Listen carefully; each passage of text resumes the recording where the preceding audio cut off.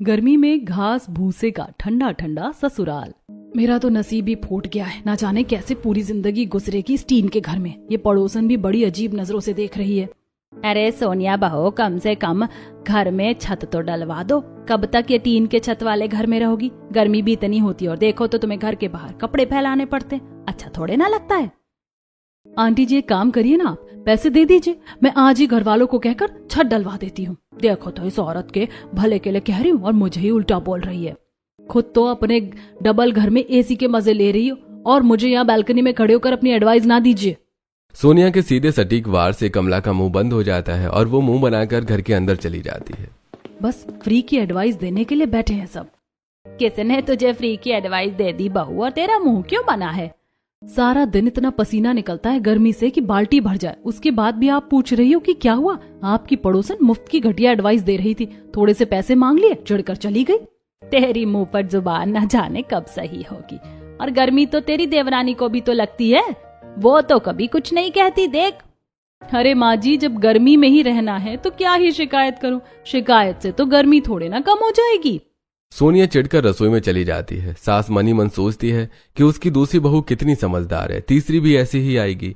वहीं नीलम बाहर से शांत दिखती है लेकिन अंदर से बहुत व्यवहारिक है। वो रसोई के कोने में खड़ी सब सुन रही थी पर उसके मन में कुछ और ही चल रहा था। इस घर की हालत सुधरने से रही, ना छत ठीक होगी ना गर्मी कम होगी, तो मैं भी क्यों बेवजह अपना दिमाग खराब करूं? जेठानी की तरह रोज चिल्लाने से क्या फायदा? यहाँ तो गुस्सा करने से भी कुछ बदलने वाला नहीं है। जितना है उसी में रहना सीखना पड़ेगा। वो हल्की मुस्कान के साथ काम करती रहती है, जैसे कुछ फर्क ही नहीं पड़ता। शाम तक सूरज ढलने लगता है पर गर्मी कम नहीं होती। खेतों से थके हुए महेश और उनके तीनों बेटे प्रणव, करण और शुभम घर लौटते हैं। उनके कपड़े पसीने से भीगे होते हैं और चेहरे पर थकान साफ दिखती है। अरे बहू, थोड़ा पानी दे दो, आज तो जान ही निकल गई खेत में काम करते करते। गर्मी तो जैसे आग बनकर बरस रही है। जैसे वो लोग घर में बैठते हैं सोनिया का गुस्सा फिर से भड़क उठता है। बस यही बाकी था, आप लोग भी आ गए। अब सुनिए सब लोग, मेरा दिमाग पूरी तरह खराब हो चुका है इस गर्मी में। दिन भर काम करो, ऊपर से टीन की छत, घर में जैसे भट्टी जल रही हो। क्या हो गया बहू, फिर से चिल्लाना शुरू कर दिया तूने? हर रोज यही ड्रामा रहता है तेरा। चिल्लाऊं नहीं तो और क्या करूं माँ जी? आप खुद देख रही हैं हालत, पूरा शरीर पसीने से भीग गया है। एक मिनट चैन से बैठने को नहीं मिलता और इस घर के लोगों को समझ ही नहीं आता कि एक कूलर ही ले आए। इतना भी नहीं हो सकता क्या? सोनिया की आवाज पूरे घर में गूंजने लगती है। बहू, अभी खेतों में खर्चा बहुत चल रहा है, थोड़ा वक्त दे दे। हर बार यही बोलते हो बाबूजी, थोड़ा वक्त थोड़ा वक्त। कब आएगा वो वक्त जब हम जिंदा ही नहीं रहेंगे तब? माहौल थोड़ा भारी हो जाता है। तभी नीलम पास बैठी खींखी करके हल्का सा हंसती है, जैसे उसे ये सब मजाक लग रहा हो। तुम हंस क्यों रही हो? तुम्हें क्या मजाक लग रहा है ये सब? अरे दीदी, मैं तो बस ऐसे ही क्या? तुम्हें तो कोई फर्क ही नहीं पड़ता। लगता है जैसे तुमको यहाँ की गर्मी में मजा आता है। बताओ जरा, तुम्हारे घर में भी क्या तुम ऐसे ही रहती थी? दीदी, मेरे घर में एसी था, अलग कमरा था, आराम से रहती थी, पर अब ससुराल में हूँ तो जैसे हालात हैं वैसे ही रहना होगा। हर बात पर लड़ाई से क्या फायदा? घर वाले जितना कर सकते हैं कर रहे हैं, बाकी किस्मत है। नीलम के इस जवाब से सोनिया और ज्यादा चिढ़ जाती है। रहने दो देवी जी, तुमसे तो कुछ होना ही नहीं है। तुम तो बस चुपचाप सब सहती रहो, लेकिन मैं नहीं सहूंगी, मैं तो बोलूंगी। दीदी, हर किसी का तरीका अलग होता है। तभी बड़ी नंद श्वेता भी बीच में बोल पड़ती है। सच में, एक है शांत मूर्ति और दूसरी है ज्वालामुखी। घर में बैलेंस बना हुआ है। हाँ, मजाक उड़ाओ मेरा, यहाँ सबको मजाक लग रही है मेरी हालत। कुछ देर के लिए सब चुप हो जाते हैं। तभी सोनिया के दिमाग में एक नया ख्याल आता है। माँ जी, एक बात कहूँ? अब क्या नया प्लान है तेरा? बोल। माँ जी, अब शुभम देवर जी की भी शादी करवा दीजिए। घर में एक और बहू आ जाएगी तो काम बढ़ जाएगा, थोड़ा आराम मिल जाएगा। ये सुनकर सब एक दूसरे की तरफ देखने लगते हैं। मुझे तो कोई दिक्कत नहीं है, आप लोग देख लो, अगर सबको ठीक लगता है तो शादी करवा दो। हाँ भैया, एक और भाभी आ जाएंगी तो घर और भी मजेदार हो जाएगा। सुगंधा कुछ देर सोच में पड़ जाती है। हाँ, अब समय आ गया है, लेकिन इस बार मैं बहुत सोच समझ कर बहू लाऊंगी। मतलब? एक बहू है जो हर बात पर चुप रहती है, एक बहू है जो हर बात पर फट पड़ती है। अब मुझे ऐसी बहू चाहिए जो सबको जोड़ कर रखे, घर संभाले, समझदारी से काम ले। सब लोग सुगंधा की बात ध्यान से सुनते हैं। तभी नंद कीर्ति भी अपनी बात रखती है। माँ, आप कैसी भी बहू लाओ, लेकिन मेरी शादी ऐसे घर में करना जहाँ एसी हो। मैं तो इस गर्मी में नहीं रह सकती। ये सुनते ही सुगंधा का गुस्सा फूट पड़ता है। अरे पहले इस घर का पटरे का घर संभल नहीं रहा तुझसे, और तुझे एसी के सपने आ रहे हैं। शादी के बाद पता चलेगा सब। वहाँ भी अगर यही नखरे दिखाए ना तो ससुराल वाले वापस भेज देंगे। माँ मैं तो बस मजाक कर रही थी। घर का माहौल थोड़ा हल्का हो जाता है। अगले दिन से महेश और सुगंधा शुभम के लिए रिश्ता ढूंढने लगते हैं। गांव और रिश्तेदारों में बात चलती है, कई रिश्ते आते हैं, पर सुगंधा हर बार कहती है मुझे समझदार बहू चाहिए। कुछ दिनों बाद एक रिश्ता आता है। लड़की का नाम होता है चित्रा। लड़की तो बहुत ही सीधी साधी लग रही है, चेहरा भी शांत है। हाँ, और घर वाले भी अच्छे लग रहे हैं। माँ इस बात सोच समझ कर ही फैसला लेना। हाँ माँ जी, देख लेना कहीं ये भी नीलम जैसी शांत या मेरे जैसी ज्वालामुखी ना निकले। दीदी अब जो भी आएगी देख ही लेंगे। सुगंधा और महेश चित्रा के घर जाने का फैसला करते हैं। जब वो लोग चित्रा से मिलने जाते हैं तो वहां का माहौल देखकर खुश हो जाते हैं। नमस्ते, खुश रहो बेटी। चित्रा धीरे धीरे सबके लिए चाय लेकर आती है और उसके चेहरे पर सादगी और शांति साफ नजर आती है। मुझे तो लड़की बहुत पसंद है। हाँ मुझे भी।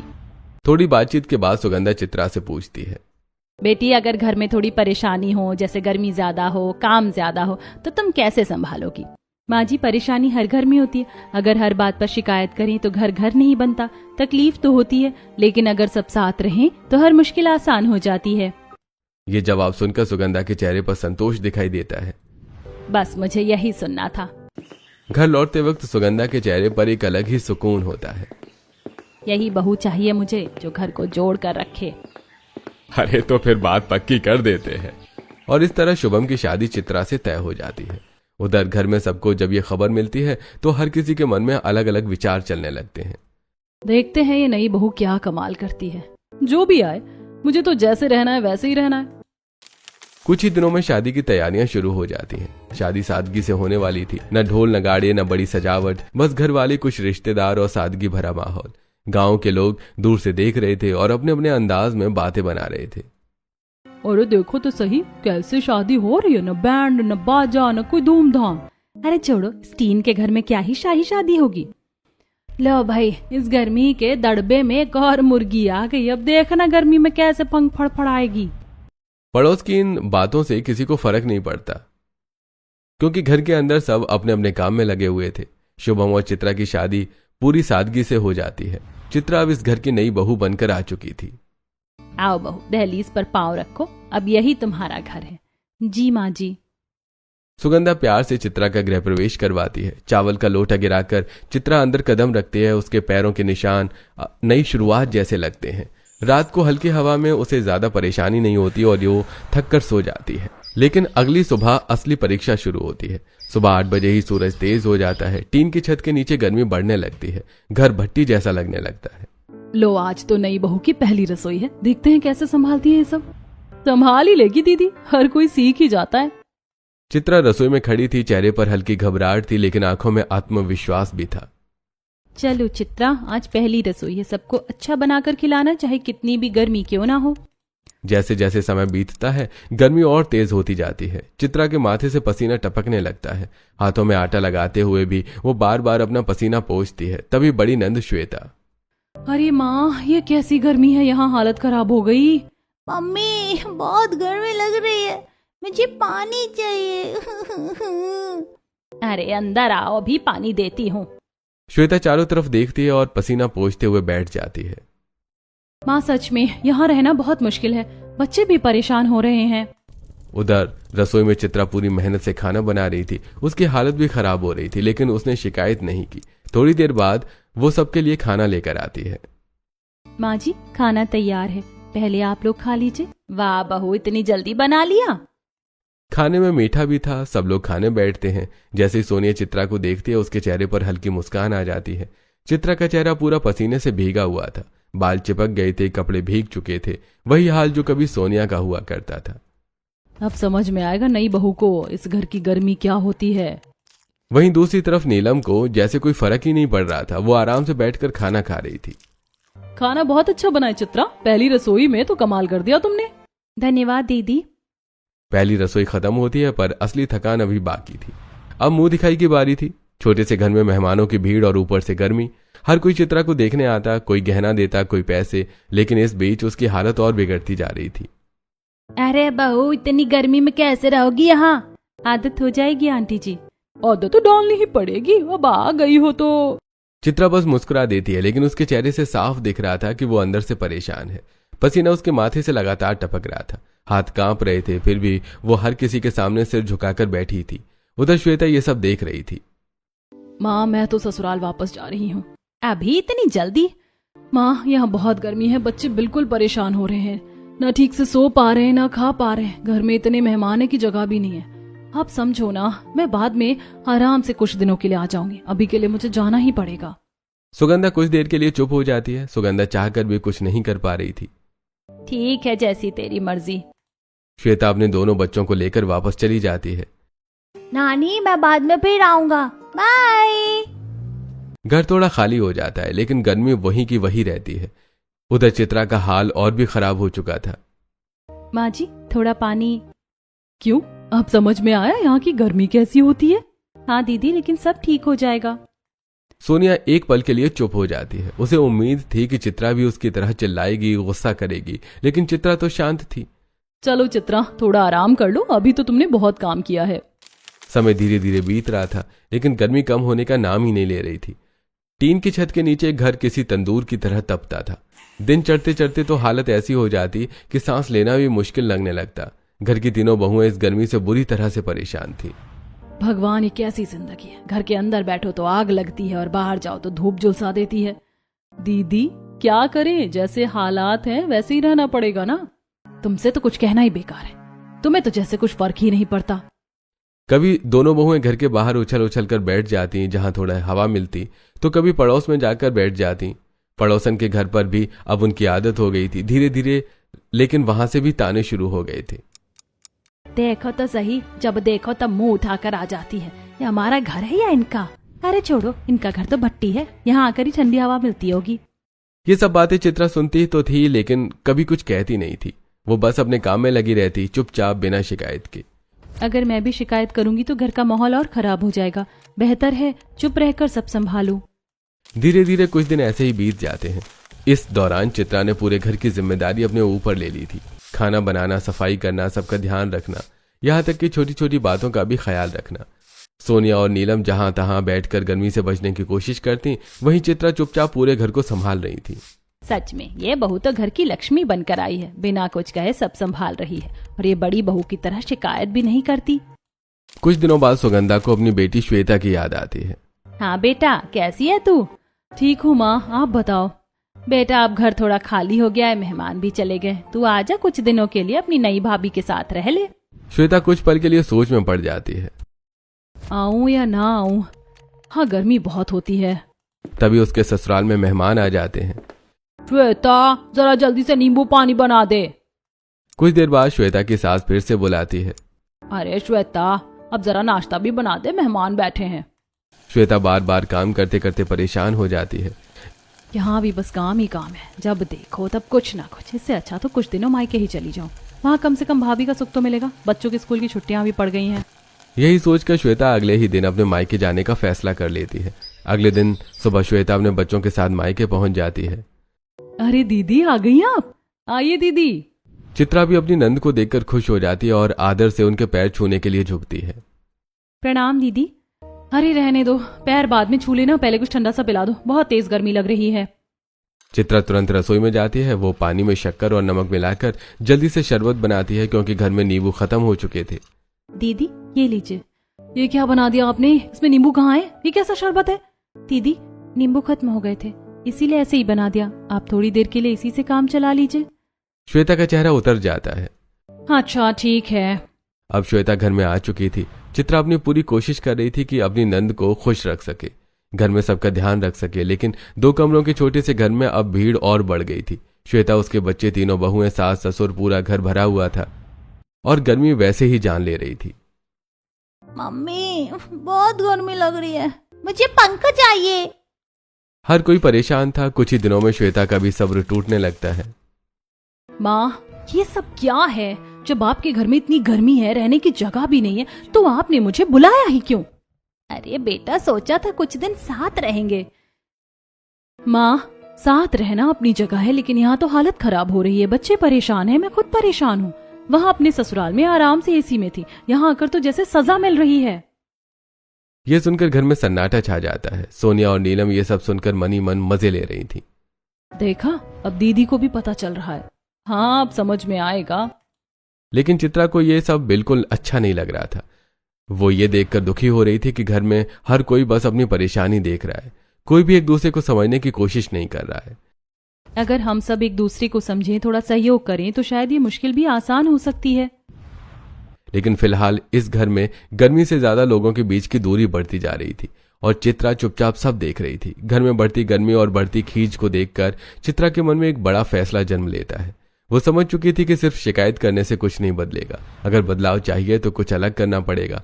उस रात जब सब लोग सो रहे थे, चित्रा जाग रही थी। उसके दिमाग में एक ही बात घूम रही थी, इस घर को ठंडा कैसे बनाया जाए। मम्मी कैसे किया करती थी, गर्मी में हमारा घर कितना ठंडा रहता था। दीवारों पर मिट्टी, गोबर, घास और भूसे का लेप, छत पर भी वही तरीका, तभी तो बिना पंखे के भी ठंडक रहती थी। अगर मैं यहाँ भी वही करूँ। अगले ही दिन सुबह चित्रा जल्दी उठ जाती है। शुभम जी, मुझे आपकी मदद चाहिए। क्या हुआ सुबह सुबह? देखिए, इस घर की सबसे बड़ी समस्या गर्मी है। अगर हम इसे ठीक कर लें तो सबकी परेशानी आधी हो जाएगी। मुझे मिट्टी, घास और भूसा चाहिए। मैं एक तरीका अपनाना चाहती हूँ जिससे घर ठंडा रहेगा। तुम करने क्या वाली हो? आप बस भरोसा रखिए, मैं घर को बदल दूंगी। शुभम उसकी बात मान लेता है। चित्रा ढेर सारी मिट्टी लेकर आती है। खेत में घास और भूसा भी पहले से मौजूद था। वहां गोबर, मिट्टी, घास और भूसे को मिलाकर एक गाढ़ा लेप तैयार करती है। घर के लोग उसे ये सब करते हुए देखते हैं और हैरान रह जाते हैं। ये क्या कर रही है? घर बना रही है या खेत? लगता है कोई नया प्रयोग चल रहा है। लेकिन चित्रा किसी की बातों पर ध्यान नहीं देती। वो दीवारों पर मोटा लेप लगाना शुरू कर देती है। जितना मोटा लेप होगा उतनी ठंडक मिलेगी। फिर वो छत पर चढ़ती है और टीन की छत के ऊपर भी वही मिश्रण लगाती है। भाभी गिर जाओगी, नीचे आ जाओ। कुछ नहीं होगा, तुम चिंता मत करो। इसके बाद चित्रा राशन वाले से पुरानी बोरियां लेकर आती है। ये बोरियां क्यों लाई है बहू? माँ जी बस देखती जाइए। वो उन बोरियों को भिगोकर छत पर बिछा देती है। धीरे धीरे टीन की छत की गर्मी कम होने लगती है। अब चित्रा एक और कदम उठाती है। वो एक पतला पाइप लाती है और दीवारों में लगाए गए लेप के बीच बीच में उसे फिट कर देती है। अरे ये क्या कर रही हो? ये पाइप दीवारों को अंदर से ठंडा रखेगा। पानी धीरे धीरे रिसेगा और दीवारें ठंडी रहेंगी। फिर वो घर के बाहर एक बड़ा गड्ढा खोदती है। अब क्या कुआं खोद रही हो? नहीं दीदी, ठंडक का इंतजाम कर रही हूँ। वो गड्ढे में पानी भरकर उसे बोरियों से ढक देती है ताकि पानी ठंडा रहे। फिर पाइप जोड़कर दीवारों में छुपा देती है। धीरे धीरे पानी रिसता है और घर ठंडा होने लगता है। इसके साथ ही चित्रा घास के बिस्तर बनाकर रात में उन्हें हल्का गीला कर देती है। आज रात इसी पर सोकर देखिए, फर्क खुद महसूस होगा। घर के लोग अभी भी पूरी तरह से समझ नहीं पा रहे थे कि चित्रा कर क्या रही है। उधर पड़ोस में फिर से बातें शुरू हो जाती हैं। देखो, इनकी छोटी बहू तो पागल हो गई है। घास भूसे से घर बना रही जैसे कोई झोपड़ी हो। लेकिन चित्रा को किसी की बातों से फर्क नहीं पड़ता। वो दिन रात मेहनत करती रहती है। 2 कमरों के छोटे से घर को वो धीरे धीरे 3 हिस्सों में बांट देती है, जिससे थोड़ी जगह भी बढ़ जाती है। कुछ दिनों तक घर वाले समझ ही नहीं पाते कि ये सब क्यों हो रहा है। लेकिन फिर एक दिन जब दोपहर की तेज गर्मी पड़ती है, तब घर के अंदर का माहौल बिल्कुल अलग होता है। अरे, आज इतनी गर्मी नहीं लग रही। सच में घर अंदर से ठंडा लग रहा है। भाभी ये तो कमाल हो गया। श्वेता भी ये महसूस करती है। माँ सच में यहाँ तो अब ठंडक है, बच्चे भी आराम से खेल रहे। मम्मी अब गर्मी नहीं लग रही। सुगंधा की आंखों में खुशी के आंसू आ जाते हैं। बहू, तूने तो कमाल कर दिया, बिना पैसे खर्च किए घर को स्वर्ग बना दिया। सोनिया भी चुप हो जाती है। मैं तो बेकार में चिल्लाती रही और इसने चुपचाप सब ठीक कर दिया। नीलम मुस्कुराती है। हर किसी का तरीका अलग होता है दीदी। उधर पड़ोसन भी अब चुप हो जाती हैं। ये कैसे कर लिया इसने? लगता है हमें भी सीखना पड़ेगा। अब वही घर जो पहले भट्टी जैसा लगता था, वो अब ठंडी हवा से भरा हुआ था। घर की दीवारें ठंडी हो चुकी थी, छत की तपिश कम हो गई थी और रातें अब पहले जैसी बेचैन नहीं रही। घर में राहत तो थी, पर चित्रा के मन में अभी भी कुछ और करने का विचार चल रहा था। एक दिन छोटी नंद कीर्ति फिर वही बात दोहराती है जो वो अक्सर मजाक में कहा करती थी। मम्मी, मेरी शादी तो ऐसे घर में करना जहाँ एसी हो। मैं तो अब भी सोचती हूँ कि इतनी गर्मी में कोई कैसे रह सकता है। ये बात सुनकर सब हल्का सा हंस देते हैं, लेकिन चित्रा के मन में ये बात गहराई से बैठ जाती है। अगर एसी नहीं ला सकती तो क्या मैं कुछ ऐसा बना सकती हूँ जिससे एसी जैसी ठंडक मिले? उसी रात चित्रा देर तक सोचती रहती है। अगले दिन वो कबाड़ी वाले के पास जाती है। वहां उसे एक पुरानी मोटर और एक पंखा दिखाई देता है। भैया ये मोटर और पंखा कितने का दोगे? बहन जी ये पुराना है लेकिन चल जाएगा, आप ले जाओ, सस्ता लगा दूंगा। चित्रा खुशी खुशी वो सामान लेकर घर आ जाती है। अब ये क्या नया उठा लाई हो? लगता है फिर से कोई नया प्रयोग होगा। चित्रा इस बार भी बिना कुछ बोले काम में लग जाती है। वो घास, भूसा, मिट्टी और गोबर को मिलाकर एक मजबूत ढांचा बनाती है, एक देसी कूलर का ढांचा। जरा ये मोटर इसमें फिट कर दीजिए और पंखा भी जोड़ दीजिए। तुम सच में कूलर बना रही हो? हाँ, और ये चलेगा भी। शुभम उसकी मदद करता है, वायरिंग करता है और कुछ ही घंटों में एक देसी कूलर तैयार हो जाता है। जब कूलर चालू होता है तो ठंडी हवा पूरे कमरे में फैलने लगती है। अरे वाह भाभी, ये तो सच में कूलर है। बिना पैसे खर्च किए इतना अच्छा कूलर? अब रात में सब लोग आराम से सो पाते हैं। घर में गर्मी लगभग खत्म हो चुकी थी, लेकिन एक और समस्या बाकी थी, ठंडा पानी। बड़ी नंद और छोटी नंद अक्सर ठंडा पानी पीने के लिए पड़ोस में जाती थी क्योंकि वहां फ्रिज था। लो फिर आ गई ठंडा पानी पीने, अपने घर में नहीं है क्या? आंटी बस थोड़ा सा दे दीजिए। ये देखकर चित्रा को अच्छा नहीं लगता है। अब ये भी घर में ही करना होगा, क्यों ना मैं फ्रिज जैसा कुछ बना दूं। चित्रा यूट्यूब पर देखती है कि मिट्टी से भी फ्रिज बनाया जा सकता है। वो उसी तरीके को अपनाती है। मिट्टी का एक बड़ा घड़ा बनाती है, उसके अंदर एक और छोटा घड़ा रखती है और बीच में गीली रेत भर देती है। इसमें ऊपर से पानी डालेंगे तो अंदर की चीजें ठंडी रहेंगी, बिल्कुल फ्रिज की तरह। कुछ ही घंटों में वो देसी फ्रिज तैयार हो जाता है। अब पानी, सब्जियां और खाना उसमें रखा जाता है और सच में ठंडा रहने लगता है। अब तो ठंडा पानी घर में ही मिल रहा है, अब पड़ोस जाने की जरूरत ही नहीं रही। धीरे धीरे घर में और भी बदलाव होने लगते हैं। चित्रा घास और भूसे के बिस्तर बनाती है। उन्हें रात में हल्का सा गीला कर दिया जाता है, जिससे ठंडक और बढ़ जाती है। फिर वो बड़े बड़े मिट्टी के मटके बनाती है जिनमें पानी हमेशा ठंडा रहता है। घर के बाहर एक छोटी सी बैठकी भी बना देती है जहां सब आराम से बैठ सकते हैं। अब बाहर जाने की जरूरत नहीं है, यहीं बैठकर हवा खाइए। कुछ ही दिनों में घर पूरी तरह से बदल जाता है। जहां पहले एक पंखा भी नहीं था, अब वहां कूलर चल रहा था, ठंडा पानी मिल रहा था और रात में आराम से नींद आ रही थी। सच में अब ये घर पहले जैसा नहीं रहा, यहाँ तो अब सुकून है। अब तो मैं भी यहाँ रह सकती हूँ। पड़ोसन भी अब तारीफ करने लगी थी। मानना पड़ेगा, इस बहू ने तो कमाल कर दिया। सच में बिना एसी के इतना ठंडा घर हमने तो सोचा भी नहीं था। सुगंधा गर्व से अपनी बहू को देखती है। बहू, तूने इस घर की किस्मत बदल दी। चित्रा बस मुस्कुरा देती है। माँ जी, घर तो वही था, बस सोच बदलनी थी। अब घर पहले जैसा नहीं रहा था। जहां कभी टीन की छत के नीचे आग बरसती थी, अब वही ठंडी हवा चलती थी। आंगन में भी पेड़ पौधे लगा दिए गए ताकि हवा से ठंडक बनी रहे। बच्चे आंगन में हंसते खेलते थे और घर के मर्द जब खेत से लौटते तो थके जरूर होते लेकिन परेशान नहीं। आज तो सच में सुकून मिला। पहले तो घर आते ही लगता था जैसे और भी ज्यादा गर्मी लग रही हो। हाँ बाबूजी, अब तो घर आते ही ठंडक मिलती है, थकान भी जल्दी उतर जाती है। ये सब चित्रा की वजह से है। बच्चे भी खुशी से खेलते हैं। मम्मी अब तो घर में खेलना अच्छा लगता है, पहले तो बहुत गर्मी लगती थी। हाँ, अब तो ठंडी ठंडी हवा आती है। पड़ोसन के ताने भी अब पहले से कम हो चुके थे। मानना पड़ेगा, इस छोटी बहू ने तो कमाल कर दिया। हाँ, अब तो इनके घर में हमसे ज्यादा ठंडक है।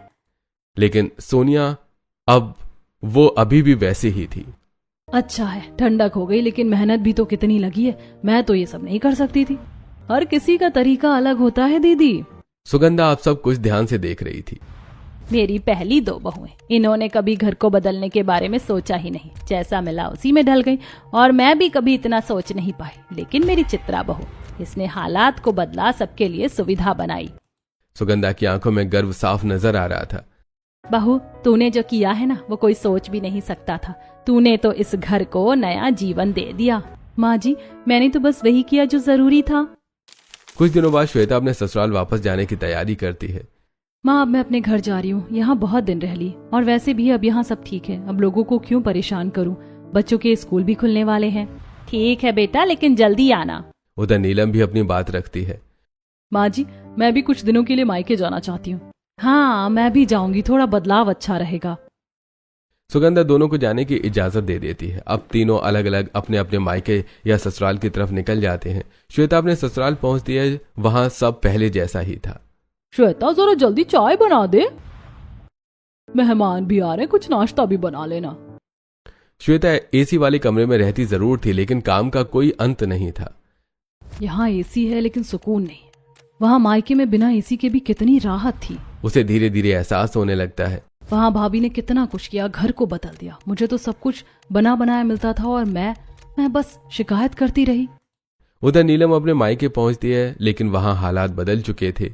बेटा, पहले जैसे हालात नहीं रहे, थोड़ा समझ कर रहना। घर में अब तंगी आ चुकी थी। न पंखा ठीक से चलता था, न ठंडक का कोई इंतजाम था। यहाँ तो मुझसे भी ज्यादा परेशानी है। उसे खुद काम करना पड़ता था, गर्मी में रहना पड़ता था। मैं तो अपने ससुराल को बदल सकती थी, लेकिन मैंने कभी कोशिश की ही नहीं। यहाँ आकर समझ में आ रहा है। उधर सोनिया भी अपने मायके पहुंचती है। वहां भी हालत लगभग वैसे ही थे। गर्मी, परेशानी, तंगी। मम्मी, यहाँ भी बहुत गर्मी है, कुछ इंतजाम क्यों नहीं करते? अगर इतना ही है तो अपने ससुराल में ही रहो, वहां तो सब ठीक कर दिया है ना तुम्हारी देवरानी ने। यहाँ आकर हमें मत सिखाओ। ये सुनकर सोनिया चुप हो जाती है। सच में मैं बेवजह शिकायत करती रही, जबकि मेरे पास सब कुछ ठीक हो चुका था। कुछ ही दिनों में तीनों को अपनी अपनी गलतियों का एहसास हो जाता है। सबसे पहले नीलम वापस ससुराल लौटती है। चित्रा, तुमने जो किया है वो बहुत बड़ा काम है। मुझे भी अब समझ में आ गया। फिर सोनिया भी वापस आती है। चित्रा, मैंने तुम्हें कभी समझा ही नहीं, मैं बस शिकायत करती रही, माफ कर दो। दीदी, घर तो अपना है, यहाँ कोई माफी नहीं, बस साथ चाहिए। उधर श्वेता भी फोन करती है। भाभी, माफ कर दीजिए, मैंने आपको समझा नहीं। आप कितनी अच्छी हैं, आपने सबके लिए इतना किया और मैं बस शिकायत करती रही। दीदी, अब सब समझ आ गया है ना, वही काफी है। बेटा, अब जल्दी आना, इस बार बिना शिकायत के रहना। जी माँ, इस बार मैं सीख लेकर आऊंगी। अब घर का माहौल पूरी तरह से बदल चुका था। जहां पहले गर्मी और शिकायतें थी, वहां अब ठंडक और प्यार था। इस बदलाव की वजह थी वो बहू जिसने हालात बदल दिए। टीन की छत वाला घर अब सुकून भरा हो गया था। शाम का समय था, हल्की हवा चल रही थी, घर के अंदर ठंडक थी और सब आंगन में बैठे थे। आज दिल को सच में सुकून मिल रहा है। पहले यही घर काटने को दौड़ता था और आज देखो कितना अच्छा लग रहा है। हाँ, अब खेत से आकर थकान भी नहीं लगती, घर आते ही राहत मिलती है। तीनों बहुएं भी साथ में बैठी हुई थी। सच कहूँ तो मैं ही सबसे ज्यादा शिकायत करती थी, लेकिन आज समझ में आया, अगर हम चाहें तो घर को बदल सकते हैं, और अगर हम सब साथ दें तो हर मुश्किल आसान हो जाती है। घर सिर्फ दीवारों से नहीं बनता, सोच और साथ से बनता है। आंगन में ठंडी हवा चल रही थी। घर के सभी लोग हवा का आनंद ले रहे थे। पड़ोस के बच्चे खेल रहे थे। हंसी की आवाज पूरे घर में गूंज रही थी। मम्मी, अब तो मेरी शादी भी ऐसे ही घर में करना जहाँ एसी ना हो, लेकिन ऐसी समझदार भाभी जरूर हो। सब जोर से हंस पड़ते हैं। मेरी बहुएं ही मेरी असली दौलत हैं। अब वो घास और भूसे का बना ससुराल सिर्फ ठंडा ही नहीं था, बल्कि प्यार, समझ और अपनापन से भरा हुआ था, जहां बहुएं अब शिकायत नहीं बल्कि खुशी खुशी रहती थी।